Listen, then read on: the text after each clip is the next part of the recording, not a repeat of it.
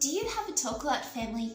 Did you know that talking is a key ingredient to your child's school success? So today we are going to talk about what talking has to do with school success, and I'm going to give you 7 tips on how you can maximize your child's success at school through talk.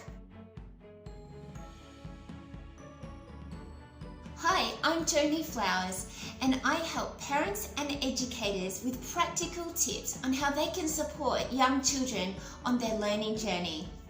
Talking has a huge impact on literacy skills. The more that children have talk directed to them, the more they understand language, the more they can respond to language, and the greater their attention, all valuable skills for learning at school.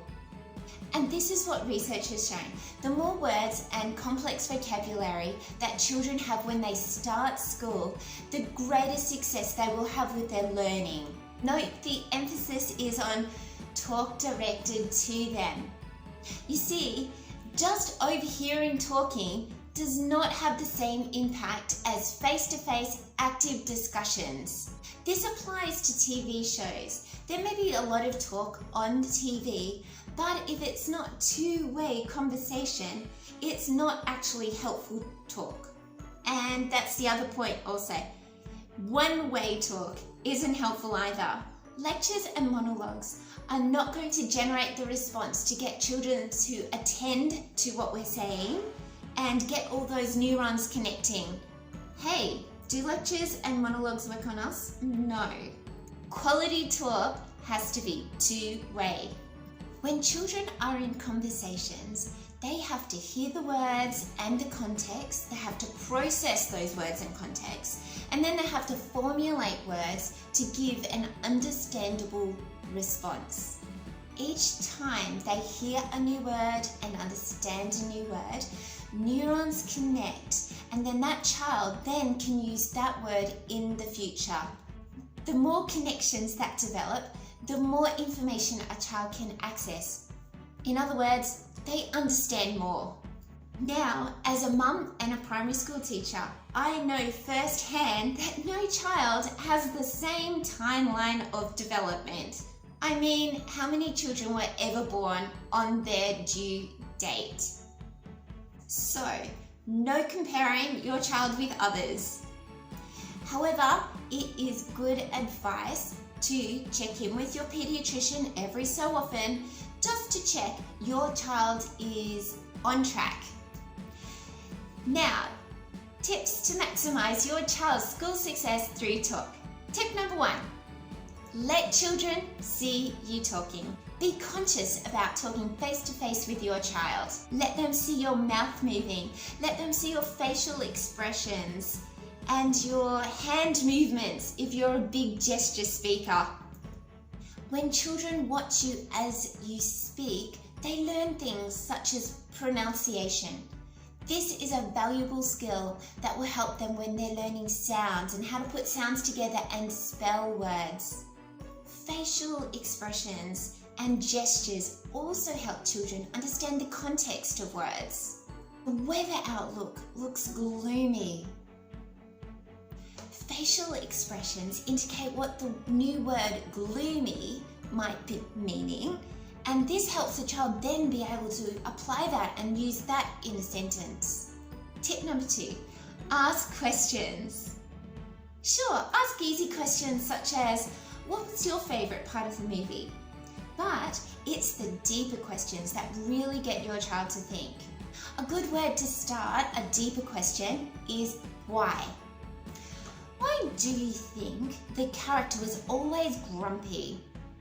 These sort of questions challenge children to make inferences and read between the lines. This is an important skill for comprehension. In fact, this skill is the basis of many university assignments. We have to make inferences. We have to answer the questions why to prove our point and make conclusions. Now, on to tip number 3. Wait. Yes, tip number 3 is wait. Yes, it seems so simple, but it's not so simple too. Young children take a little bit longer to get their words together and get their words out. And sometimes we think that we're being so helpful by filling in the blanks for them, helping them finish their sentences before they've managed to have that time to do it themselves. Let your little one say what they need to say. Even if it gets a little bit muddled, they have had that opportunity to have a think, process the words, process the vocabulary, and have a go at expressing it. If it does come out a bit jumbled, well then that's a great opportunity for us to be supportively rephrasing it for them. For example, your child might say, "Little Red thinks Grandma is a wolf." You might hear that, they've expressed it, you know what they're saying. So what you could do is, as a response, rephrasing it, you could say, "Yes, you're right. Little Red Riding Hood thinks the wolf is her grandma." So you've just helped rephrase the pronunciation, help complete the whole title of Little Red Riding Hood. You've added in a pronoun there as well. So now your child is hearing a grammatically correct sentence. When we wait, we've given our child the opportunity to make those connections in their brains and then communicate their understanding. Through acknowledgement and then rephrasing, our child hears that they have had some success in their speech and their talk, and they've also heard how they could make it better next time. Tip number 4, read. Yes, we've all heard this, so I'm going to keep it brief. Reading is valuable. Read aloud daily with your child and have those two-way conversations. Ask those deep questions. Listen to your child's responses. Don't rush those conversations. See how long you can have a meaningful discussion on just one aspect of the story. Have fun using those new words that you find in stories. Tip number 5, create lots of opportunities to have role play with you. This develops vocabulary and comprehension. It's during role play that you can introduce new words, such as, "This is my kingdom." "It's a disaster." "I'm coming to the rescue." We've just introduced new words: kingdom, disaster, rescue. Children start to apply those words that they have been hearing in role play. So get out the dress-ups, set up the play kitchen or the shop corner and maybe a stage, set up a cubby house in the lounge room and have fun playing kingdoms and families and superheroes. Role play is so valuable.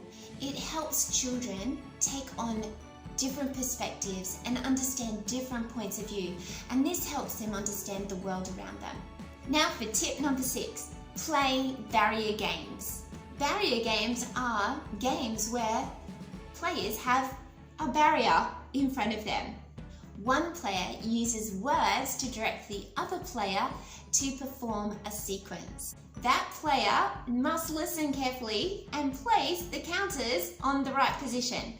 Then at the end you pull away the barrier and you have a look. Were we giving instructions clearly?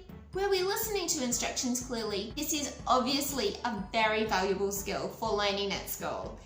An easy way to do this is to get an image of a playground or a farm or a park or a beach, copy it twice, one for you and one for your child. Place your book in between you, and then both of you can have, say, 5 counters. You could use grapes, sultanas, something from the fridge, and one person gives the directions. They might say, "I now put one of your sultanas underneath the tree." Other traditional versions of barrier games would be things like Mastermind or the Battleship game. So have fun with barrier games. Now, coming up next, I'm going to share a simple strategy that guarantees your child will use richer vocabulary. So stay tuned for that.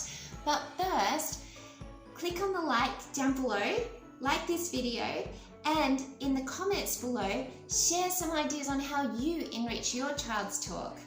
And what questions do you have about teaching young children? Leave your questions in the comments below and I'll try to get back to them in a future video. So now to tip number 7, and I love this tip. A simple strategy to guarantee your child will start using richer vocabulary is to offer 2 choices. For example, you might ask your child, are you feeling exuberant about visiting your friend today? Or are you feeling elated about visiting your friend today? Or you could encourage more technical vocabulary. Is that a Siamese cat? Or is that a Burmese cat? To answer these questions, your child has to understand the vocabulary, process it, and then use the vocabulary to give an answer. I'd love to hear any of your 2 choice questions too. Please leave in the comments below. That's it for today. Happy talking! And if you like this video, give it a thumbs up. And please leave any questions you have about teaching young children. I'll see you next time. Bye!